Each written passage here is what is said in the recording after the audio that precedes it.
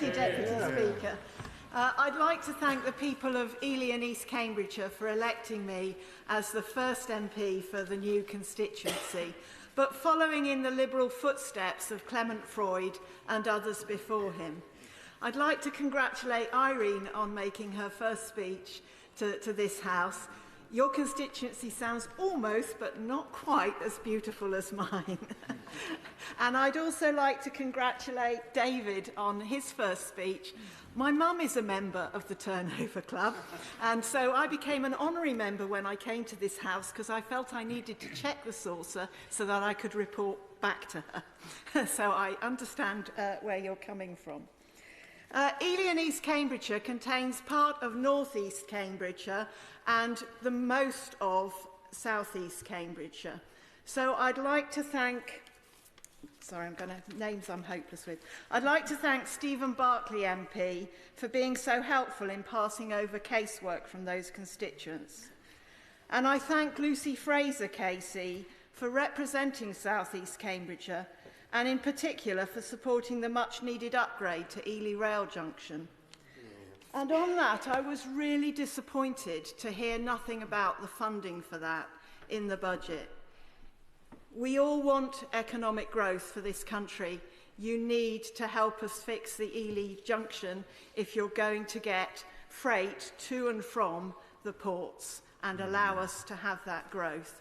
I'm a chartered accountant, so I know that the business case is unanswerable, and I urge the Chancellor to put the funding for the Ely Rail upgrade, Ely Junction upgrade, in the spring spending review. My constituency has a range of occupations. We have farmers, we have people in horse racing, and we have cutting-edge technology. But going back to the earlier speaker, I was amazed to be invited to the awarding of the King's Award for Innovation to a company, Almouth Crucibles, who make crucibles in my constituency. People have been making crucibles for 8,000 years, and yet they have come up with an innovation. As an archaeologist, I was utterly amazed that they can still be innovating. But I was also amazed to look at how they make those crucibles. They make them with fantastic materials, but they make them in the way your parents would recognise from the pottery industry. It's stunning. We're also a beautiful constituency. We have amazing natural environment. We have chalk grasslands, we have the wetland peat, and we have the River Great Ouse running through it all. People have been doing things to add to that over the centuries. We have ditches, dikes, and loads that help control the water in the fens. And we have the Devil's Dyke, which runs from my home village of Reach through to Wood Ditton, a beautiful late Saxon, probably, earthwork and a chalk grassland.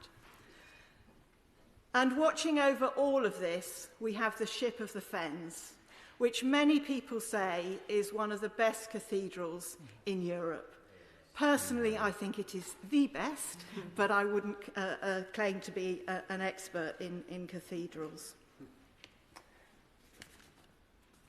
The National Trust are doing a lot of work near me with Wicken Fen because they have a vision to enlarge that to a much wider wetland peat area to protect the biodiversity that depends on wetland peat and also, as we've heard earlier in a different debate, to capture the carbon within that peat. And I was lucky enough to visit recently, and they promised me that they had a kingfisher and we might see it on our trip. And we did indeed see this beautiful kingfisher going back and forth across the river. It was really fantastic. However, there are some downsides. It is very expensive to buy a home or rent a home in my constituency, which is pricing out young people and families. The price of a house in my constituency, the median price, is 11 times the average salary. Wow. And the rental market follows on, basically. It is unaffordable for very many people. On top of that, a lot of our affordable housing is very, very badly insulated, and people rely on oil for their heating. So we have families across my constituency who cannot afford to heat their homes.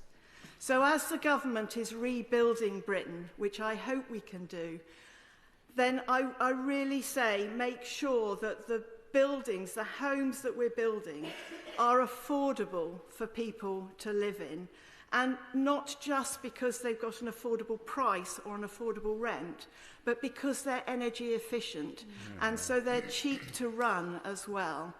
But also make sure that we have the infrastructure and the support around those homes, doctors, dentists, schools, green space, water. We need to have all of these things. And on the subject of dentists, we are a dental desert in Ely and East Cambridgeshire. I'm horrified to say that you cannot get on an NHS dental list in my constituency. That has to change. I've met people who've spent their life savings on dental treatment, people who, for heaven's sake, have done it themselves. It's horrendous, and we have to address it. So my great-grandfather grew up in the workhouse, actually around Stoke-on-Trent. My parents were the first people in their family to go to university, and they always brought me up to believe that I could do anything I wanted to do as long as I really worked hard on it.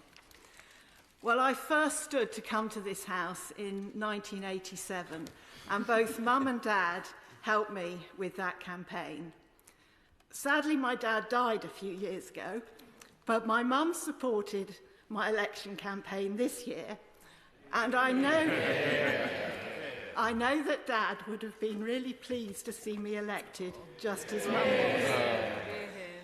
Now I have to correct an error I made on the election night. I didn't expect to win, so I hadn't written a victory speech. And I remembered most of the people I had to thank. But as my husband and my children have repeatedly reminded me since, I forgot to thank them. So I am delighted to put on record, and in Hansard no less, my thanks to my husband John and my children David and Catherine for their unswerving support and encouragement. Yeah. I also need to thank, and this might sound a bit odd, Foster's Mill, which is a 19th century windmill in Swaffham Prior that is still going strong. And it's their Prior's oats that fueled my campaign and now give me a breakfast boost each morning to get me through the day.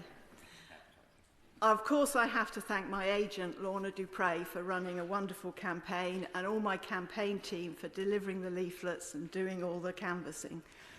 But really, most of all, I want to thank the people of Ely and East Cambridgeshire for engaging in the conversations and putting their trust in me to be their MP. I am going to do my utmost to make sure their voices are heard in this House, and I'm also going to try to be the very best local MP possible. Yeah.